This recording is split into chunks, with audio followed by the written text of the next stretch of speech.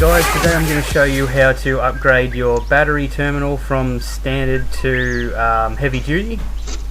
This one's way better than the standard one because it gets more surface area. So, and yes, I have been having issues with starting lately. So, main way to tell if it's going to fit is to check between here and here, and usually they just fit anyway because they're more often than not they're universal. So, make sure you've tightened that too.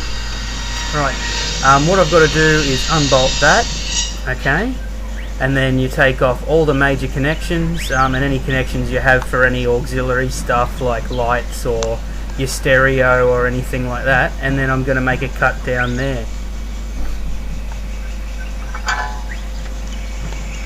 So I'll start unbolting this now. Sorry about the noise in the background. Alrighty, so most of the major connections are off now. I've just got this last one, and in order to get that off I have to cut through there. So yep, and then I'll bolt everything onto the 4 positions on the heavy duty block and it should work fine. Thumbs up!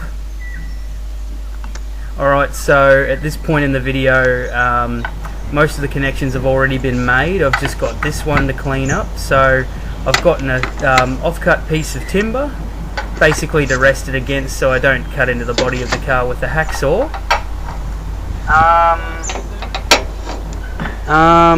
Alright, so here we go. Spread it apart a bit just so you're not making too much effort for yourself with the hacksaw.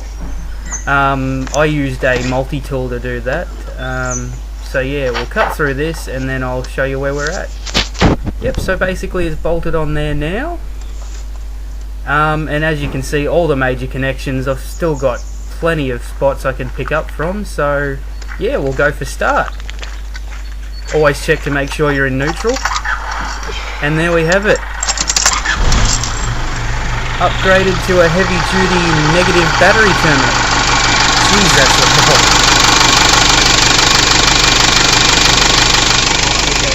So follow up to doing the replacement battery clamp, and also a follow up to my other video, which is the first mods video. I've taken the rear view mirror off. Basically I showed you how to do that last episode, but I'll go over it again. Hang on. Picture this is in here. If you own a Rodeo, it fits in and slots in quite easily, and at the front, yeah, there's that little hook and it's a prick, but the easiest way to do it is to put your hand here and push forward and it comes out, okay? And then basically you're left with this bracket. Now basically 3 screws gets that out.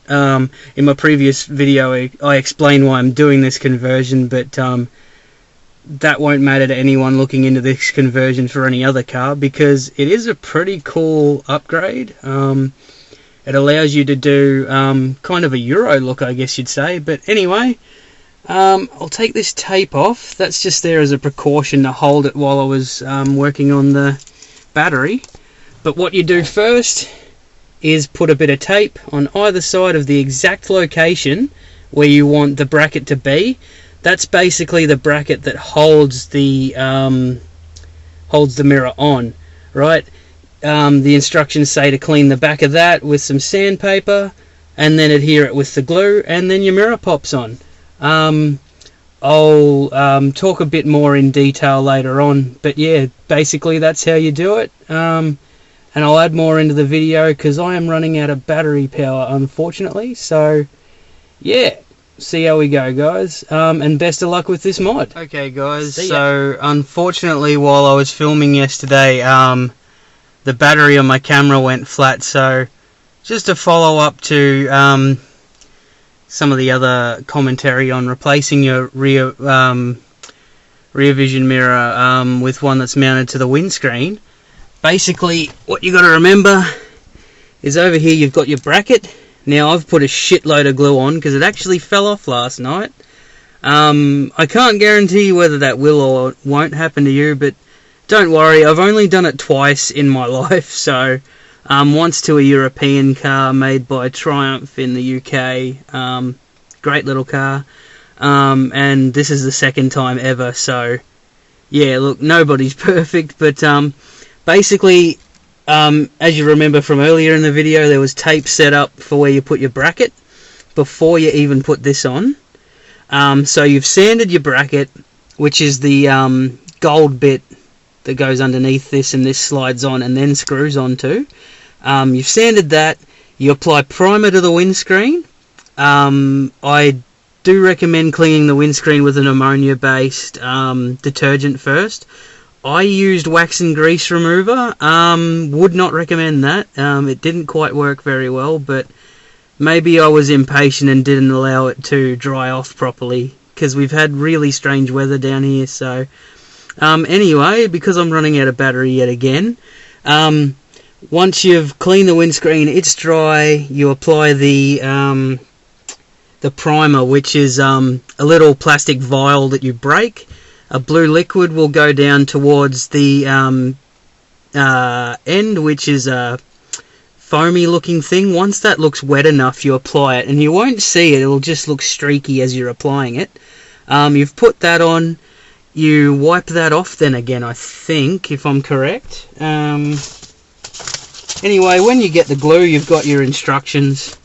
Basically, yeah, no, apply the primer and don't break it off. Oh, don't clean it off. Anyway, once you've done that, basically you put glue on in 5 places on the gold bracket, and then you press it into place and hold it there firmly for a minute and a half, 90 seconds, and quite firmly, and make sure you don't press on it and get jitters like I did, because having your arms too high up for too long can upset them, as I've found out.